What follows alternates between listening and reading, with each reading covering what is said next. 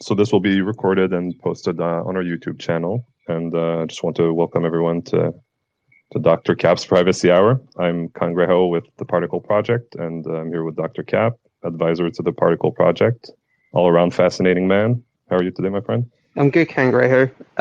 It's just funny because you and me were talking before this. We wound up having a really interesting conversation, which is probably going to be censored because it's highly private and discusses highly private and sensitive things.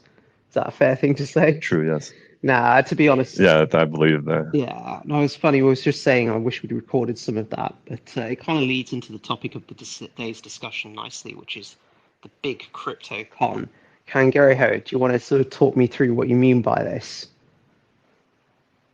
Yeah, well, I believe we had a few different titles planned for today. We had, opportunism in crypto, big crypto cons, and I gave birth to cryptocurrency after a one-night stand. Yeah, as one of the explored subjects. I was also the idea being. Yeah. Sorry. No, yes. I was also going to say on top of that, I was also going to suggest, my crypto wife says she loves Bitcoin, but she's secretly doing Litecoin behind its back. So very wordy titles that unfortunately X wouldn't let us utilize. Yeah, I feel like the Litecoin or Twitter. Yeah, no, I just think the Litecoin crowd would love that because it is the truth. People say they love Bitcoin, but they secretly be sliding into Litecoin's DMs. I'm personally a big fan of Litecoin, and I saw that the Mimblewimble coin had a great day, had a great performance today. So just shout out to these guys. Yeah. But yeah, this came about, I believe, the topic of this, and your basically what has been running through your mind, I believe, in the context of your recent appearances on a few different Twitter spaces left and right the past few weeks, which I suppose left an impression on you. I believe that's accurate. Yeah. I got to say, I've mostly had really good experiences doing X spaces. I've done like 20 plus, I think, over the last month and a half. I'm going to give a few shout outs. I think some of the best ones consistently have been Moby Media. They always pick good topics, have large audiences. They're really gracious hosts, and they have, they really are versed and know what they're doing, and they always pick good topics. So I'm just going to say that straight off the bat. I think Moby Media has done some excellent work in this space with regards to cryptocurrency. Now, just bear with me because I'm repositioning a baby that is on my lap who looks like he might need some attention. The timing of this baby's wriggling and jiggling couldn't be any better. But he's comfortable now. He's yawning. But yeah, so I might have occasional wah-wahs getting in the way. But yeah, as I was saying, having done like... That's okay. No worries, man. I was just saying, like, having done quite a few of these, I've been saying I've had a lot of high-quality spaces, and it's not just Moby Media. The Privacy Roundtable series that, we've been doing with Ruben from Firo and Yenachar from Pivex, with various special guests from time to time from other privacy projects. I've really been enjoying that a lot as well. And then there's always something that pops up. I remember there's a guy called Gayu BTC. He represents for the West African community. He's done some really excellent kind of general casts with regards to sort of trading, a lot of representation there. And it's nice because actually the majority of these spaces, you can tell they're like American-led. So to sort of see, a large sort of, not a huge West African following, doing some pretty big spaces. I think that one had like 800 people in it. It's really nice. So I think it's great. One of the limitations of spaces is, on Twitter is that it only shows you, spaces going on to people that you follow are sort of one layer away from that, But yeah, that's the key thing. And I think one of the other things is, it's very much, I think I've enjoyed 99.5% of the spaces I've been in. But what I've got to say is a recurring theme is, there are too many spaces that discuss ordinals right now when it comes to Bitcoin. I'm just going to say it, there's too much discussion about ordinals. and I don't think there's a lot you can really say about them after a certain point. There's a too much. I feel like this isn't me. I don't want to complain too much about this, but I've sat through a lot of these where I've gone, you know what? If you open these spaces up to audience members more, you might actually get a little bit more diverse input, and you might get people like me coming along and saying there are real solutions to the ordinals problem. And then I could go on about, a lot of the work that we're doing, with the Particl project in terms of, the SFSG token-free data layer and how we, a lot of. Oh no, the baby's crying. Does not like ordinals. Yes. This baby does not I'll like say, JPEGs on a chain. Wow. I'll say a lot of those appearances that you had are on our YouTube channel right now, as this will be, and we choose the good ones, and Moby Media has been mentioned. They've been doing great work, and I believe something we talked about recently and also earlier today, where there's also some frustrations that can come from some of the crypto doesn't have the greatest reputation sometimes, especially with I just had Christmas with my family, so I usually say I work in tech, and you were on the front lines of this. Well, I mean, going into what you're sort of getting into, this is one thing I will say. It's very easy to sit in a space and realize when you're dealing with possible scammers or people whose intentions aren't necessarily too good. Or sometimes people who are simply just not that knowledgeable about the space, talking at it at length, and that can be quite painful. Especially, I think this is my recommendation to anyone hosting spaces, and I know that we've got a couple of people in the audience, so I'm more than open to us, giving them speaker privileges. We'll obviously have to put them on mute, but if they want to put hands up and ask questions to interrupt at any point, just go ahead. I think that should be like the flavor of this space and all of our, me and Greyhair, I think that should be the flavor of all our space moving forward. But I think really the best thing about running a good space is having lots of participation. And when you go into a low quality space where they're talking about an interesting topic, but not necessarily saying anything that is as interesting or insightful as it could be, it's particularly when it comes, when you start entering a situation where you've got two parties that are bickering, is probably someone in that audience that knows the solution or the resolution. So that's what I'm going to say there. And certainly, I don't want my baby to cry again and it follows off from ordinals. He's just had a little bit of expressed milk to calm him down, and now I'm probably going to have to give him a bit more because he's still hungry. But what I'm trying to say is, NFTs, ordinals are essentially the NFTs of Bitcoin. And what I find, perhaps it's just me, but I find it very frustrating to keep walking into spaces where the main topic of discussion is NFTs. And I say this because a lot of the discussions that I've been in regarding to NFTs are always like, how do we give it value? How do we make these NFTs valuable? Which NFTs are going to be valuable? Or you walk into the discussion rooms where I once went into a discussion room where it was like a guy with about an audience of 560 people, and listened to him complain for about 30 minutes about how cryptocurrency is controlled by cartels. And then he eventually proceeded to say, it's all like a game. These guys set the price.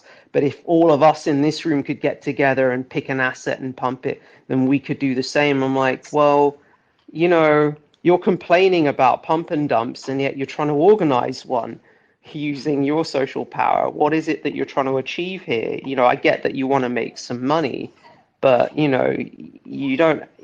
can't complain about people using scammy tactics just because you're on the outside. And then it doesn't strike me as honest to firstly complain about the system and then try to do the exact same thing that the system's doing to get ahead. It's disingenuous. I've definitely seen that. So I think it goes into the idea of the big crypto con. I really want to go back to that story about transforming machine elves with Terence McKenna. Yes. Yeah, I will say before it is certainly hypocritical, of course. I would say I think it's a manifestation of some people's ideas of what crypto is all about. Whereas, if I think it's people sometimes talk about content versus form. I think if you are lacking in content and you have a very shallow understanding of what crypto is about and what it can be, it's not going to translate to great form. And I think any way you put it. Yeah, and this is why I say it's really important to like open up audience participation. Actually, that's why again I'm gonna like big up Moby Media, but what I will say is the best spaces are generally hosted by guys who've been around in crypto the longest. So you can kind of get a feel, if someone's been in crypto for 3 years, you can really tell by the way they're talking about it. Like, for example, what I was just telling you now about the guy complaining about the outsider cartels arranging pump and dumps and how he wants to utilize his following to do that. Well, you've just not been around that long because you clearly don't understand how to read trading charts or do daily volume analysis. You don't necessarily need to utilize a gigantic social following to orchestrate and coordinate a pump and dump. All you have to do is just keep an eye out for certain signals that flew you in very quickly to whether other people are doing it, and that those signals are always found in daily volumes on coins. I think I've said this before in the Gaia BTC space when I was talking about, how to spot when coins are going to pump. It's easy. You just rank coins not by market cap. You rank them by daily volume and then like cross correlate their daily volume against their market cap rating. And my baby is crying because he's like, he's like, hey, don't give all the game away. You're going to lose your edge. You're going to lose your competitive edge if you keep saying this. And it's right. I mean, by telling you the rules of the game, I'm going to fundamentally change the game because people are going to learn the rules. But the nice thing is right now we've got a fairly small audience. So for those of you listening, stop ranking coins by market cap, start ranking them by daily volume, and then go, well, a really good example of this, and it's, I'm going to rag on a project now, Hex and Pulse Chain. Like, it is in the top 100 crypto coins by market cap, but if you look at the daily volume, it's basically got a market cap that sticks it around 97. At one point, Hex was number 3, but if you actually look at the daily trading volume, right at the bottom of the top 1,000, almost. It's got like a 50 Particl parts daily volume's $100,000. It's double that of Hex when I last checked, and yet Hex is somewhere at 97 and Particl on market cap, and Particl's on rank 1,000.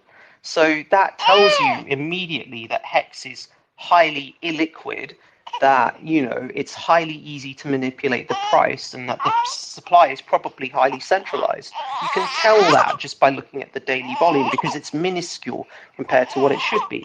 Now, he's really not enjoying that. Can you hear those tears? I'm sorry, little guy. Maybe that's okay. Yeah. He's like, hey, don't rag on market cap. I used to follow market cap. Market cap was my Bible, and now it's like you're giving the game away. Now you're telling me something new I don't know. Yeah, that's right. This is hilarious. Okay, it's good. So what I'm trying to say to you is like, daily volume is the thing to watch. And the reason I say this is anyone who's ever really done anything in crypto understands the principles of Wyckoff theory. I'll respell that for you. Wyckoff theory, Wykoff. It is a theory that's been around since the early 1900s. The guy who proposed it basically said, look, the markets are controlled by people with more money than you. And he basically said, look, the market for any given cycle can be divided into accumulation phase and distribution phase, broadly speaking. And in the accumulation phase, that's usually when the price of the asset is really down, really low, like next to nothing.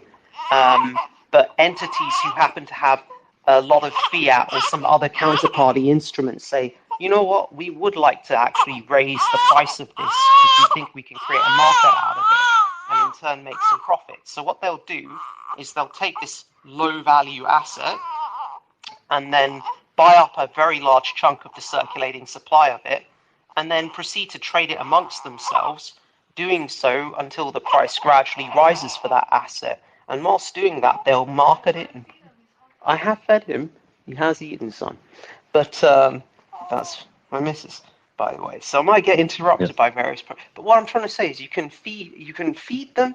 Yeah, you can feed the masses propaganda, PR, and marketing to basically go, hey, look at this asset. That's the next hot big thing. Look at how it's going up in price. And the things that are driving up the price are the fact that that's basically that asset's been bought up in majority by, a very small handful of people, sometimes only even just one person, who happen to just be trading it back and forth amongst themselves or amongst himself. So it may literally be just one person buying up, 50, 60, 70, 80, 90% of the token supply, and he just happens to run two accounts on an unregulated exchange, which happens to be listing a pairing for that token against, say, USDT or some fiat equivalent stablecoin, and you'll buy and sell it back and forth between those two accounts in such a way that the price starts going up and that the daily volume starts spiking or looking high. And then he'll push out PR articles saying, yeah, look, this token, we'll call it monopoly money. Monopoly money is the next big thing. You got to buy it. It's already 200x. It's already gone up 200% in a week, and it's only got a future that's going to skyrocket from there. And obviously, if you've just got one guy with two accounts trading back and forth between himself, for this particular asset, we'll call him the banker. I like calling him the banker because that way you've got the image in your head of a guy who's got maybe 3 to 5 million USD in his pocket, and he's seen this asset. We'll call it monopoly money. The monopoly money is going on sale, on this unregulated exchange that we'll call, I'm not going to name an exchange. That'll get me in trouble, but we'll call it scam change, or I don't know. Basically, unregulated exchange has this asset, monopoly money, listed as an asset, and you can trade monopoly money on this exchange against USDT. And the initial sale price of monopoly money per USDT is like 1 cent of 1 cent of USDT for one monopoly money note. Well, there's a million of these monopoly money notes in circulation. Let's say there's no inflation rate on it, so there's only a million in period. Well, a banker with about 5 million US dollars in their own private bank account, what's to stop them buying up like 60? What's to stop them cutting an OTC deal with the inventor of monopoly money and then acquiring 60, 70, 80, or even 90% of the available supply? Well, it's an unregulated exchange on a free market, so nothing. So of course the bank is going to eye up this asset on this exchange. Maybe the exchange is well known, has some basic traction, and then he's going to go to the guy and just say, hey brother, I see what you're doing there with monopoly money. It looks like an interesting asset. I see you're currently selling it for like 1 cent on 1 cent on the dollar per token. I'll give you, let me cut an OTC deal with you. I'll say I'll buy up the whole supply 1 million, or I'll buy up 90%, or as much as I possibly could. Let's say I buy up the whole supply, all 1 million. Well, you'll get 100 rather than take 100,000. I'll buy all of it for like maybe a small premium.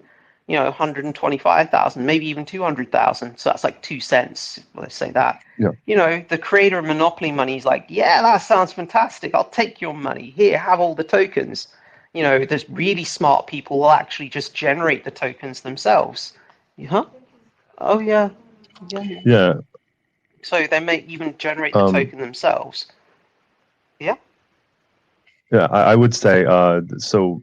There's certainly like millions of dollars, if only in marketing and all sorts of meme coins and all sorts of extremely low volume coins that don't necessarily have really a product to it or an idea that's substantial. And the reason why there's so much marketing money into that stuff is because there's a return for it. Yeah.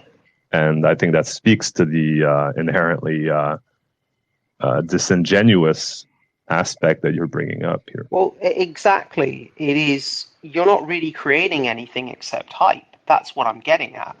which is, when you're buying most of these meme coins, if you look at the literature, they're being marketed as investments, not as trades. So to your average retail buyer who doesn't understand what's going on, to your average retail buyer who doesn't understand that, essentially what they're buying is an asset where the majority of the supply is held by one or two entities who are deliberately trading it back and forth between themselves to bump up the price, or to artificially inflate the price, to attract FOMO and to attract FOMO buyers, whilst simultaneously pushing out these articles that the retail guys are reading, to draw them into buying this asset. That most retail don't understand this, and that's the thing. I wouldn't have a huge problem with it if the marketing was like, look at, this is going to be the next big trade, rather than the next big investment. But investment conjures up all sorts of things about being a long-term asset, holding, we're going to go to the moon. Yeah, even if it crashes like 99%, we're going to bounce back. And most people don't realize this. They just go, yeah, all these articles are saying it's a great investment. Well, that's a questionable thing, it's not. And that applies to most meme coins. And when you ask yourself, to be honest, I'm not complaining about this, because this is the same process that happens for legitimate assets as well. The exact same process of Wyckoff cycle, of Wyckoff accumulation and distribution, pump up the asset value, do good marketing, attract FOMO, retail buyers buy the token, you sell your supply into them, picking up a huge profit. So maybe we raise the price of monopoly money from 2 cents. We trade it back and forth between I'll trade it back and forth between my two accounts until it's like 10 cents. And because I basically own most of the supply and it's an unregulated exchange, I'm controlling the order book effectively. So I know pretty much when I'm selling to retail, and I can tell when I'm selling to myself. That's how it works. You can get that level of detail. And that's where marketing comes in as well, correct? You push up the marketing at the same time as you're pushing up the asset value price. And, that's to lure these retail buyers in to actually buy this asset at a higher price than what you paid for it, the price that you are now setting. It is a form of market making. That is not necessarily what market making is. Market making, strictly speaking, is having tight control over the order book on an asset, and the order book is the buy wall and the sell wall for it. So whoever is essentially whoever is setting the sell price and setting the buy price, they are the market maker for this. And the market maker always sets the floor price of an asset. And, usually a good market maker will have sufficient counterparty assets. So when I say that, I mean, okay, if you've got monopoly money, the counterparty asset to inflate it in real world terms would be fiat. So, the market maker would take your monopoly money, and as the counterparty, they'd have sufficient USD in reserve, and it would be trading, against USD. They'd have enough of this to kind of... Or even an extremely liquid crypto would function. Yeah, like Bitcoin. Bitcoin is basically the main pairing for the majority of altcoins, meme coins, and shitcoins. So because it's so, it might be that the counterparty trade is using BTC, and that's actually the most typical scenario.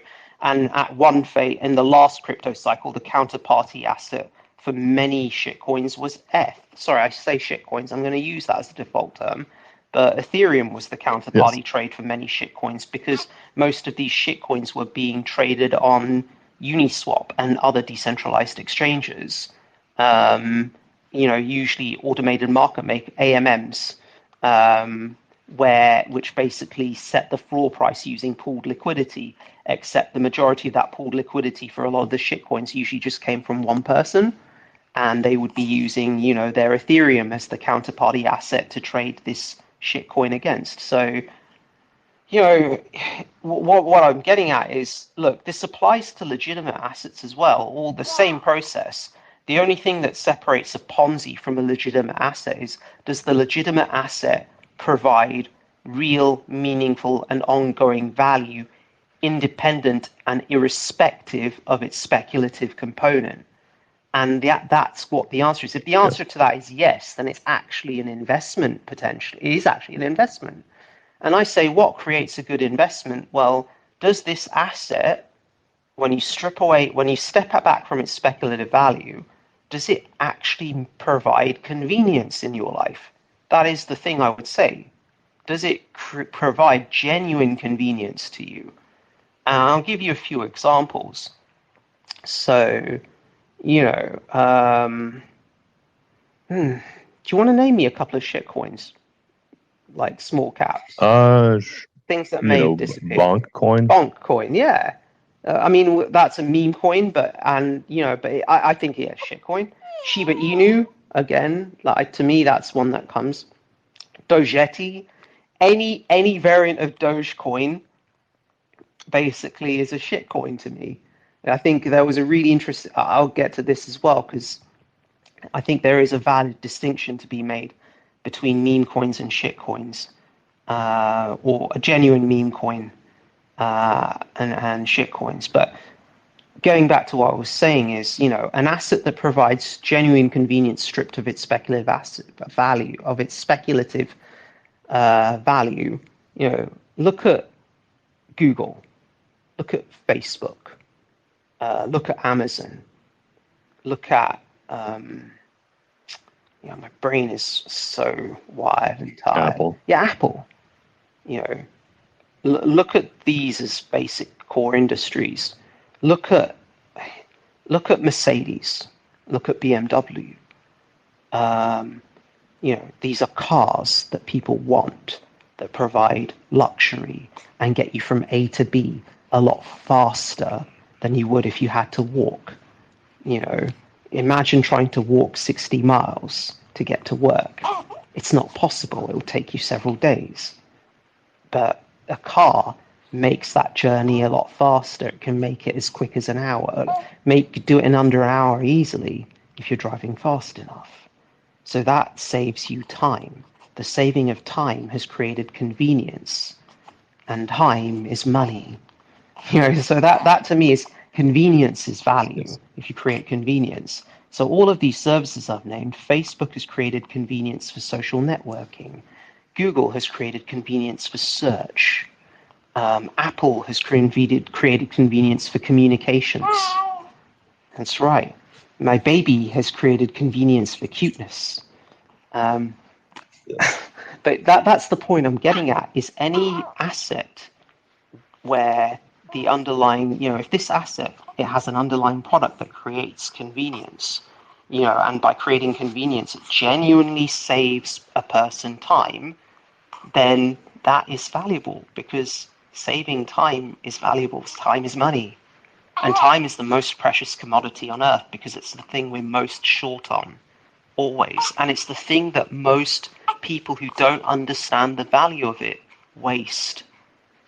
And I have to say this because, 10 years ago, even 20 years ago, when I was a lot younger, half my age, and now you probably know roughly how old I am, I used to waste a lot of time moaning in self-doubt with my insecurities, watching lots of things that weren't necessarily useful. And now pretty much I spend every minute of every day using my time as well as I feel I possibly can, taking the opportunities to learn as many new skills, as many new forms of information, to learn as much about how the world works and how I can work with the world as possible, because that's the best use of your time.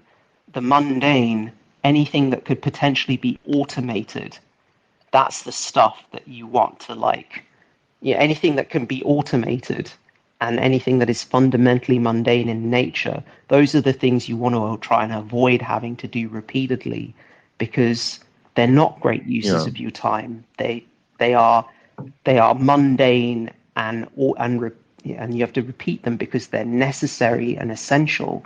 But if it's mundane, it's open to automation, which means it's open to innovation, which means it's open to becoming a valuable asset. So that's your secret to creating a valuable asset, is looking at things in your life that are fundamentally mundane and repetitive and finding ways to make it more convenient to do them. Because the minute you do that, you've created something valuable. You've created something monetizable. You've created something that you can sell at a premium that will last until something else comes along that does it better or does it more conveniently.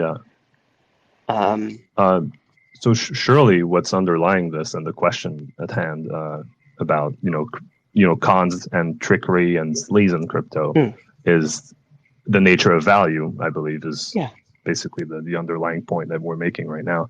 And we sort of approach this from an angle where we went with you were discussing low liquidity coins, and we were talking about projects that have very little value in the end and spend a lot on marketing to sort of, that's the product, as we said, that is the product, is the marketing of it becomes basically the product.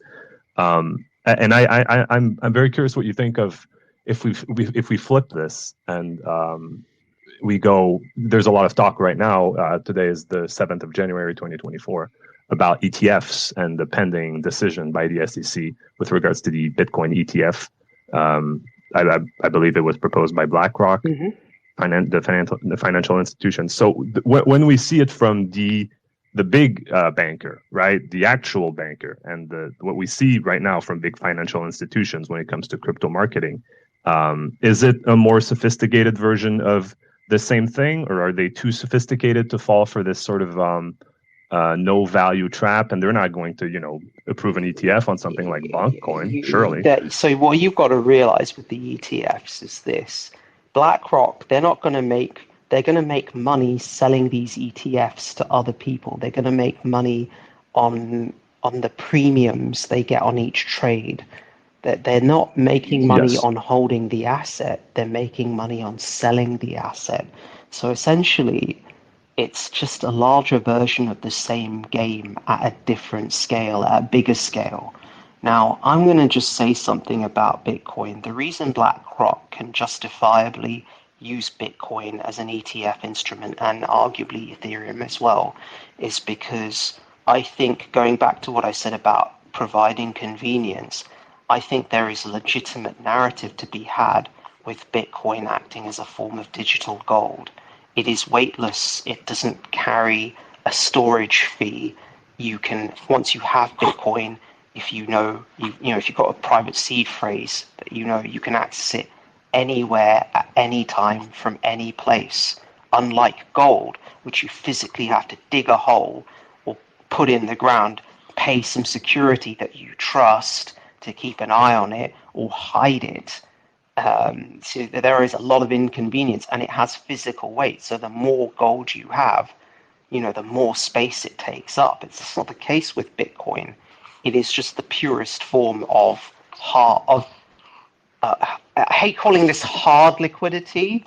That's the wrong phrase, but it is compared to fiat, which is essentially a system of money controlled by central banks that determine the issuance and can change the issuance and will change the issuance in such a manner that the value of a fiat currency devalues actively over time. So if you look at the spending power of a dollar from 100 years ago compared to today, it's lost like 99%. It's lost about 99% of its spending power easily. If you look at that curve, if you look at the curves, it's a similar story with the pound. There was a time not that long ago in the 1980s when £1 was over $2.50. Today, one British pound is about $1.28. It actually went as low as $1.10 in November of last year. So what I'm trying to say to you is, when you have central banks that have subjective issuance policies that are not hard or fixed, then you don't really have hard money, you don't have hard liquidity. Gold, relatively speaking, there is a finite supply on the planet, and there is a finite extraction rate for it. There's a finite mining rate for it. So there is, there is a net deflationary aspect to it. And it's the same with Bitcoin. Even though the inflationary curve for Bitcoin hasn't finished, we know it will do in 2100. So there is a net deflationary aspect. It's actually the same with Ethereum, believe it or not. If you look at the metrics for Ethereum, if you look at how they implement a burn rate into their transaction fees, if you look at how their staking mechanism works out, they're actually already a net deflationary asset. I think their supply has basically frozen from the point of proof of stake and has actually started decreasing from its peak actively now. So I think that's something you need to be aware of, is that, there is such a, and this is the thing, it goes back to what I said about differentiating meme coins from shit coins. Dogecoin, I'm going to say, has transcended being a shit coin by virtue of having enough social sentiment. Much like gold, a fundamentally useless asset, if you think about it in terms of what actual real world convenience it provides, but it has gained so much social utility. It's gained so much social power, so much, I'm trying to find the right word here, social sentiment and culturally accrued sentiment over thousands of years, that it is just simply recognized. It is a living meme coin. Gold is a living meme coin, much like Dogecoin, which was a shit coin for many years, eventually just gained so much popularity and public sentiment, and now my baby does not like the truth, but I'm going to change my baby's nappy as we do this, because I'm a pro, okay? I'm going to put him here. Gold is a living shit coin, a living meme coin. Gold is a living meme coin, yeah. There you go. That's a beautiful line. So that's the point I'm trying to make, is gold has become a living meme coin. So sentiment can provide ongoing lasting value. That's why certain works of art will trade for millions, even though the value of art can be very much the subjective eye of the perceiver, eye of the beholder. But what I'm trying to say to you is the most hard form of value is convenience, and Bitcoin does actually provide a form of convenience to hard money that gold doesn't, for the reasons I've outlined. So I think, BlackRock can afford to engage in the narrative of pushing gold as an investment instrument to, bigger firms. But BlackRock is going to make money on the trades. BlackRock is going to make money on selling this instrument. It's not going to make necessarily money on holding it. And that's the thing that needs to be clear.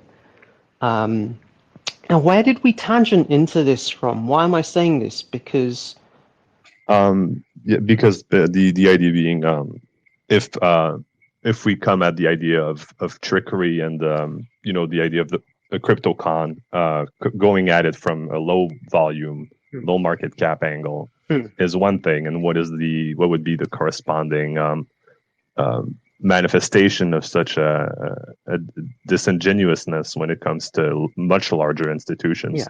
And I think they're just as culpable of this than the smaller, they are more sleazy and less sophisticated. Yeah, they are just as culpable. Market manipulation happens by larger institutions on a larger scale, but the reality is they're under much closer observation and scrutiny, so they have to be a lot more careful about how they go about it, because the system is reliant on the faith of the people participating in it. And once you lose the faith of the people participating in it, then the system falls apart. That is the reality of all systems.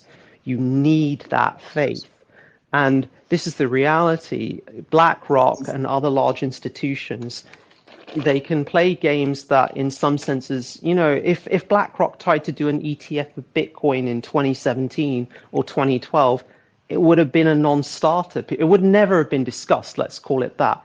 But Bitcoin didn't have sufficient social recognition. It didn't have sufficient social sentiment. It didn't have sufficient cultural relevance, and it didn't have sufficient cultural context by this point to really get to where it is. It had all of the things that preceded, the history of Bitcoin, the 08 financial crash, the pandemic, quantitative tightening following a period of quantitative easing, there are so many different events that have transpired, and there have been so many phases of liquidity of growth and destruction in Bitcoin, but the overall trajectory has been up, and that just reflects Wyckoff cycles of accumulation and distribution.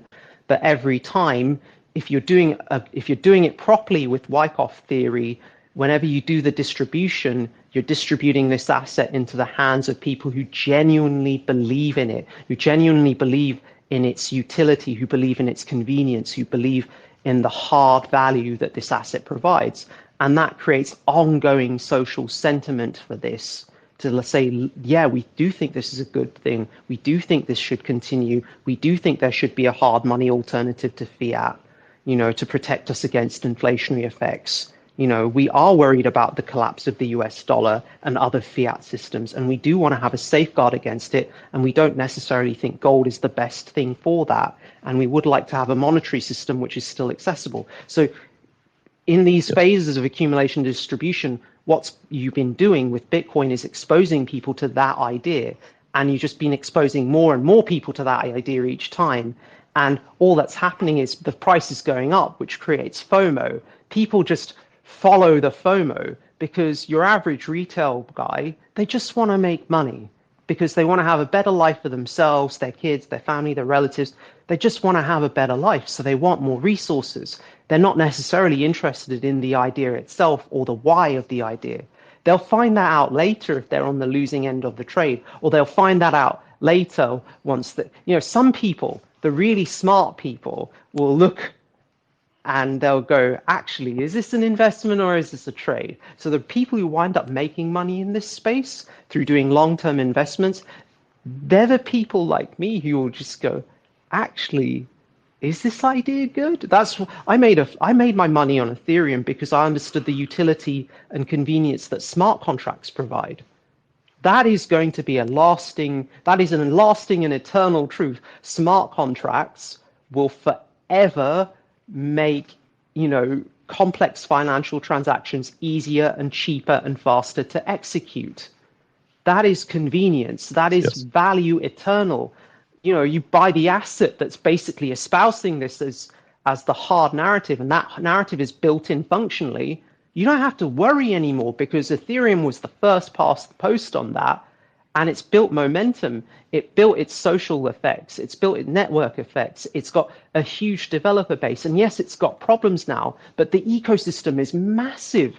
It's so massive, you can't follow any single area of it in detail anymore. That's how quickly it's grown. Yes. So to me, that is actually a really good, I am aware of all the problems with Ethereum in terms of high fees at the L1 level, scaling at the L1 level. I'm aware that, there are other chains like Solana that do much cheaper fees and can do the NFTs and all the other chains a lot faster and cheaper. And I think there's room for Solana to grow. No offense here, but Solana has the opportunity to be like what took over Netscape Navigator. It wound up being Internet Explorer. But there was a search engine called Alta Vista back in the day, and this was basically the Google of search engines before Google arrived.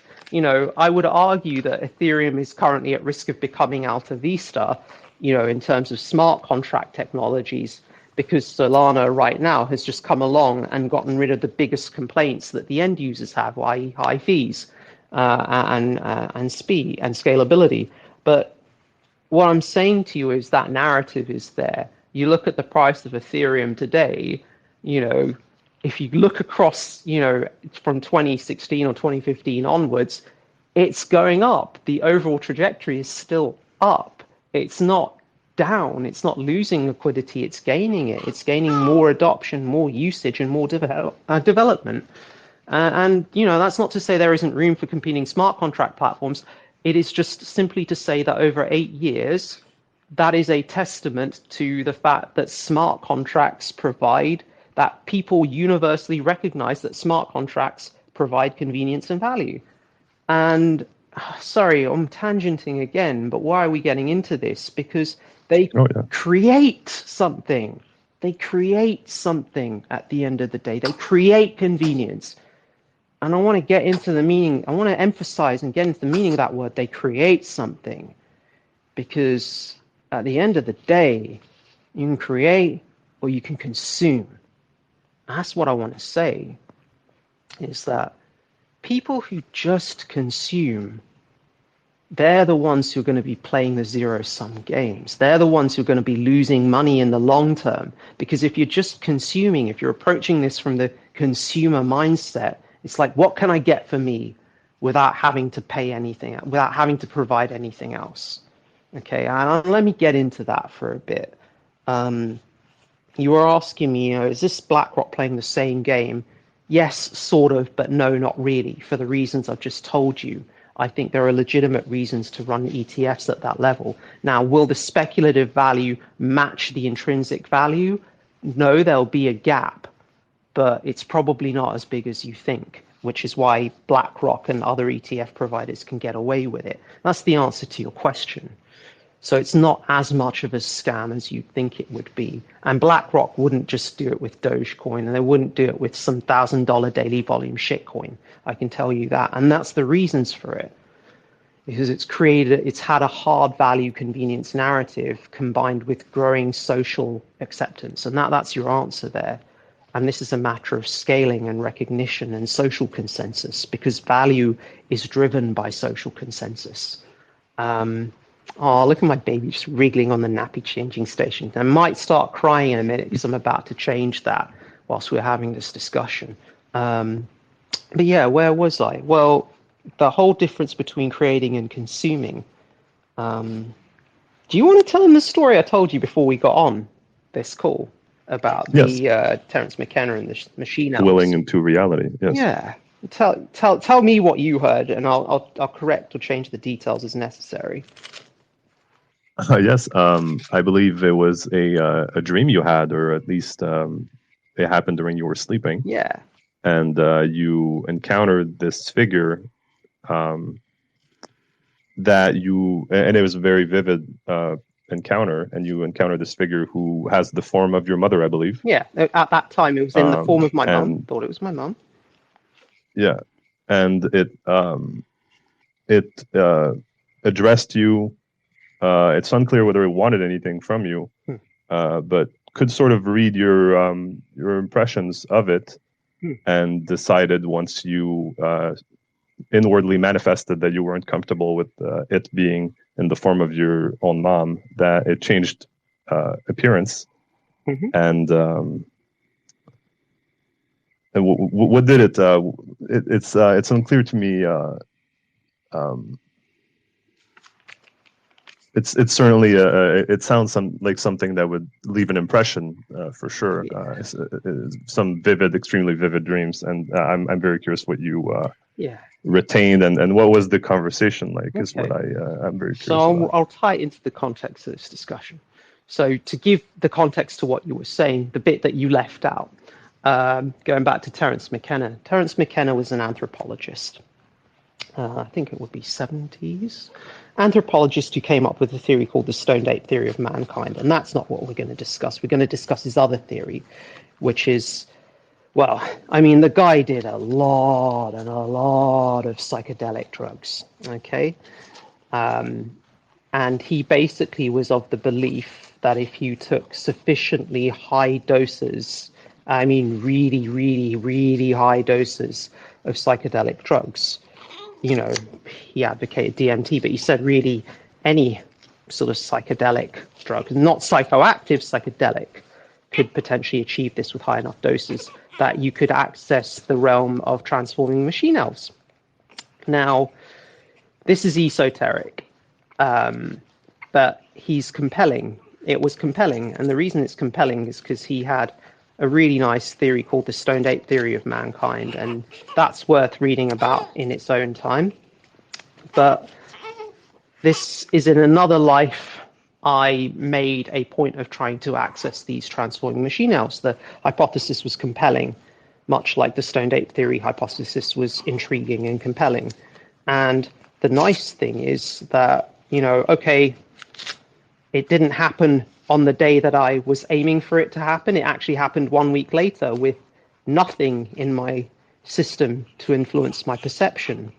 I was literally tired, and I went to bed and I fell asleep, and then I woke up and my mum was there, and I was having a conversation with my mum. I didn't realize I was dreaming at this point. I was just having a conversation with my mother, And then I suddenly clocked that, hang on, this person couldn't possibly be my mother, because my mother was a good 80 miles away. I was in London at this point, and my Yes. mother was in a completely different city in the United Kingdom. So I'm like, you can't be my mother. Who are you? And then this figure said, okay, you got me. I'm not your mother. I'm something else. And then this person shapeshifted. And we had a conversation like, yes, you're the shapeshifters. I'm one of the I'm the shapeshifter that you've been after, or one of them. And then I was like, okay, could you change into someone else? Because the person that she changed into, or it changed into, was no longer my mother, but also someone very familiar, and that was very distracting. I was like, okay, and then shapeshifted into someone I fancied. And I was like, if I have to talk to you, I'm going to want to kiss you. Could you change to someone else? So this person, this thing, the shapeshifter, this person changed into a consultant in palliative care who I'd worked with for about an hour or two on one random shift in part of a training placement. And then I was like, okay, that's better. Okay, this isn't going to be distracting. Now we can talk. And then we had a chat, and we talked with myself, with this one, and the others that appeared, and I was like, I was very clear about why I was trying to get to them, which is because at that time in my life, I was looking for the meaning of life. And I was like, listen, guys, I've been trying to find you, what is the meaning of life? I was hoping you could tell me. And they basically said, we've been searching for this answer as long as you have, but we've not gotten any closer to it than you. And then one of them stepped forward and said, okay, well, we are Kurth, like when you pee on the ground. And this being then just peed on the ground, one of these shapeshifters. And then I woke up, then I started getting kicked out of that reality. I went through a giant psychedelic tunnel, and eventually woke up back in my bed, realizing that everything had happened, with a full recollection of it and how I got there, etc. Now, that was the moment at which I realized that I'm not looking for the meaning of life, but you have to make your own meaning. And that's the difference between creators and consumers, is that, we're artists. We exist to create, to add meaning to this world, to explore through it, to be all the things we can possibly be, and to value the exploration of infinity, because that is, what the universe is. Whether a universe is bounded or not, its conception, its reality, its scope is far bigger than we ever realize. And so part of it, I always used to ask myself, imagine you were nothing at the beginning of time, at the beginning of all existence. There was just an awareness, but there wasn't anything more specific to it. What would that awareness do? What would it be? Well, it would be bored, I would think, just sitting there, sort of. I would imagine this. Just kind of aware that it's a thing going on, but also kind of like it's like I'm a thing going on, but I'm the only thing in existence. This is it. And it's just this big black void of nothing, but it's aware that it's nothing. It's like, oh, what could be? And then suddenly there was division, and then suddenly this big bang, the explosion occurred, and possibility started forming because this entity actively divided itself in such a way that it could become a whole bunch of new things. Now, let me work out how to get my baby onto my lap. So this entity was like, what could be? And so it divided itself in such a way that it wasn't necessarily aware that it had done it, or that, the two entities were originally part of the same thing or deeply interconnected in some way. And then those things underwent division, and those things underwent division. And with each division, there was a transformation and a slightly different form and exploration. This is my belief anyway, the way I looked at the world at that point. Yes. And from that, the underlying idea is that you create meaning. You create like your diversity, your exploration, your new ideas, because, that is adding to life. And why are we going on about this? Because, Well, I'll say I love what you said about how it separates creators from consumers. Yeah. In the end, because if you look, all of the scams are fundamentally about consuming. They're about consuming someone else's resource for someone else's gain, for that person to then consume. Whereas a creator is going to try and build something that genuinely creates value, that genuinely creates convenience, that genuinely creates some kind of aesthetic sentiment to the world. So, you know, the convenience, it can sometimes just be something that is almost entirely, it doesn't, you know, when I look at convenience, I'm not just saying, you know, this saves me time, this enriches my life in some, it's so hard what I'm trying to say here, because convenience is a very easy thing to measure, but just raw creativity, something that you can connect with, it's so much more abstract. But what I'm trying to get at is creators, part of what a good creator will do is create convenience in accessing new ideas, because they will present new ideas to you, things you've not considered before. And in doing so, you don't necessarily have to try and think or work those things out for yourself. That is what I'm doing. I've changed the nappy. That's my wife in the background. yes. As you may have gathered.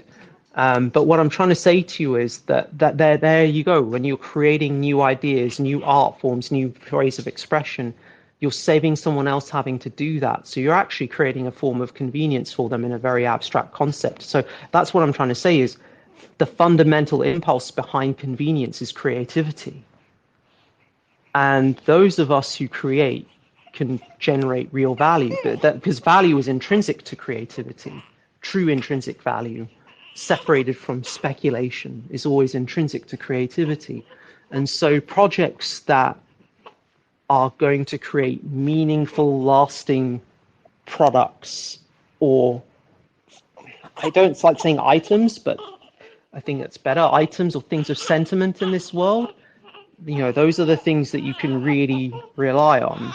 Whereas speculation is always derivative. Yeah. And that's what you got to look at. Well, that is very interesting. Something that I like also about this story that actually very intriguingly ties well into the idea of trickery and cryptocons. Yeah. Is the idea that the shapeshifter itself is a very trickster figure across all cultures and mythology. You know? Yeah. You find those in the East and in the West as well. Yeah, but I thought you're funny. It's funny. Yeah. I think it's quite. Yeah, funny. that's. I don't know if you meant that, but that's a very intriguing and interesting part of your story. Is that the trickster figure is present from the very beginning? Yeah, yeah. I hadn't. Yeah, sorry. It's making me think of Loki, the god of chaos and magic, and my cat, whose name is Loki, literally just wandered past as I said that. True. Exactly. Yes, your cat's name is Loki. So you know. It's really funny. If anybody, by the way, you can always raise your hand. We would love to hear what you guys' thoughts are on trickery and sleaze in crypto. It's gone. We've explored a few subjects by now, but we always love to hear from listeners. I'm sorry, I cut you off. No, not at all. I think it's just funny how trickery taught me something so insightful and profound. My ability to see the trickery, to understand that it was a ruse, allowed me to pull the curtain back and see things for what it was. And that's what you've got to do. You've always got to, this is funny, we're about to talk about narratives now. If you see the narrative for any theme of events, you've always got to question, okay, is this actually what's going on, or is this the narrative for something else that's a lot more complicated that I don't understand? Really good season to watch. It's show to watch, by the way, is seasons 1 to 4 of The Boys, because this is a masterclass of dealing with narratives versus reality as a show. A brilliant show. It's on Amazon Prime. I would pay for Amazon. I think Amazon Prime is worth paying for alone for that show. I will say that. So yeah. But they're not paying me for that. Let me just make that clear. Amazon Prime is not paying me, although they should. Hey, Amazon Prime, why don't you pay me? I want money. I'm giving you guys value by directing people to other sources of value. I should get paid. Yes. Okay. I think they were in here earlier, but I think they left. Yeah, that's true. They got bored. They're like, you're not plugging us soon enough. What is this? Yeah, but yeah, that's really, that I know it's not like a direct discussion of any particular coins. Okay, maybe we covered Bitcoin, Ethereum, and Solana, but there's like millions of projects, and they all use the same principles that we've discussed through this. So yeah. And it's about doing it in a not respectful, but it's about having principles, I believe, Yeah. at the end of the day. Yeah. Do we have any questions in the audience? Because I'm pretty done on saying stuff about that. I just want to plug the Particl project now. No, I don't believe we do, but yeah, that was actually a lot of food for thought. I'll sleep on this one. No worries. Well, just kind of going into that concept of value, this is why I'm an advisor to the Particl project. This is why I work with you guys. This is why I don't take a salary. This is why I'm more than happy to buy those tokens, because I see long-term value in what it is you guys are doing. It's so obvious to me. The one thing, people talk about wanting privacy. Everyone wants privacy. Everyone wants confidentiality. Most people value that. You say to an average guy on the street, would you like your private affairs to be kept private? They will say yes. But the thing is, oh no, baby wriggling. Maybe he doesn't want this to be kept private. Or maybe I'm not keeping his business private enough. Let me feed him. But what I'm trying to say to you is we haven't yet solved convenience and privacy. And I think the product stack and the services that you guys are building, I think we're rapidly getting to the point where you're going to solve that problem. How do you bring convenience to privacy? And I think the work that the Particl project is doing with basic swap decks and with the Particl marketplace is going a long way towards rapidly solving that. And I think the first project to solve that paradox, I think the Particl project has gone further than anyone else in that regard to having a truly decentralized, secure, takedown resistant, peer-to-peer marketplace where anyone can be a buyer, anyone can be a seller, and anyone can do that in such a way that they can buy and sell goods online without having to give up any personal information. You guys have built that system, and you guys need to really develop and speed up the development of that system. You need to get that web framework so it's easier for the average person to access rather than downloading a software client. You need to get the basic swap integrations into the Particl marketplace so that you can get multi-currency support for the marketplace itself. And then, it's just going to be a couple of your marketing budget's going to keep going down and down and down, the required as you get to that level of sophistication. Because this is the sort of product that would market itself. When you've brought... Sure, hopefully it goes up before that. But yeah. But when you've brought true convenience to privacy, that's your next Ethereum. That's your next Bitcoin. That's your next, $10,000 per token project. And to me, it's like, I don't really care that it trades at 50 cents. I've been happily accumulating over I bought a stack in 2017. I've been, buying up 2019, from 2019 onwards. I've just been rebuilding. I'm more than happy to just keep doing that because, at the end of the day, if you're building something valuable and you do it right, eventually it will get the recognition it deserves. But to those who are... And I will say sorry. No, go for it, man. You'll say. This spotlight was a little bit on basic swap for 2023. There were a lot of milestones reached, but we certainly have and upcoming news, with regards to what's 2024 going to look like. And I think you're articulating well the end goal, the vision of the project right now. Yes. Yeah, I'm hoping that through 2024 we get a significant amount of the way there.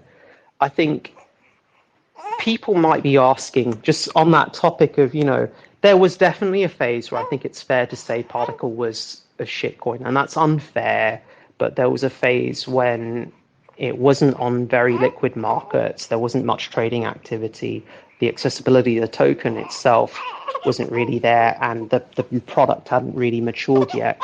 But I think we're now in that phase when perhaps my baby wants more of that milk or a burping. But what I'm saying is, I think, 2024, understanding what the direction of the team is in terms of pushing and developing what we've just discussed, I think it's an exciting year. And I think, I think those listening should definitely give the project a glance over, because it is more than just a shitcoin at this point. It's not a shitcoin, it's not a meme coin, but it's not yet an asset that has discovered its true value, I feel. Now, sorry, I'm just trying to figure out, because I've got a baby over my shoulder, so you may hear some babbling as I burp. I can't believe we've done this. Oh yeah, there you go. There you go. Can you hear that? Well, very well done, Dr. Cap. Baby Cap as well. Yes. Sorry, little guy. There you go. But yeah, I'm kind of hoping that those listening really pay attention to that project. And, the work that we're doing with Monero, with Litecoin, with Fero, with PivX, with Dash, we're working with all of these projects now to help, help build up their ecosystems and to help integrate our mutual ecosystems as well, and to push us towards fiat-free e-commerce, which is privacy focused. And I think this is what Bitcoin had originally set out to achieve. If you go through the white paper, the original Bitcoin white paper, that's very apparent. What Bitcoin's evolved into is digital gold, which is a meaningful narrative in its own right, but it is not a useful narrative. It's certainly not one that is truly convenient to most people. I think digital exchange, free from the threat of surveillance, is extremely useful to a lot of people. And I don't think that potential's been realized. So really looking forward to 2024 and 2025. Cangrejo, thank you. Yeah, over to you, man. Any thoughts before we close? Here we go. I'd like to also shout out the Privacy Finance Syndicate, Navcoin, or good friends at Navcoin, Lunar DAO, everybody that was there at MoneroCon, Monerotopia, and we're all fighting the good fights, I think, and we have much tougher enemies and roadblocks than each other when it comes to projects that are serious about privacy. So Dr. Cap, thank you very much. No worries. And before I go, I just want to say, it's not just that we have the tech, we have the community. Honestly, it's not just you and me, it's not just the team, but it is the people that inhabit our space. So top of the line, really top of the line. Honestly. Perhaps the real privacy were the friends we made along the way. Yes. Yes, exactly. Can we do the Particl Christmas special sometime? I feel like that we missed the boat on that one, but yeah, we can do it a little bit. It was hectic this year. Yeah, that's true. Sorry, I'm giving my baby a kiss on the head. It was adorable. Cool. All right, man. I'm more than happy to close, and I will catch you. Of course, always a pleasure to hear you, man. Thanks, man. Absolutely, and thank you very much, everybody, for listening. The podcast will be it's being recorded. It will be on our YouTube. There's a lot of stuff on our YouTube as well. Be sure to check out the Basic Swap project. It's an open beta right now. You probably have heard of it if you're in this space, but it is adapter signature based DEX, and it's as private as it gets. Yeah, and that's what we're all about at the Particl project. The world's most private, secure, anonymous DEX definitely is Basic Swap right now. It's the only one in the world that does bidirectional Monero atomic swaps. It is the only DEX in the world that we're aware of that has utilized scriptless scripts. It is the only DEX in the world that I would argue can make a two-way swap look like a one-way gift. And it is the only DEX in the world I could argue that is capable of implementing CBDCs. So when they do come out, but that's another topic. Yes, that is a whole other can. Well, thank you again, and hope everybody has a good rest of their Sunday.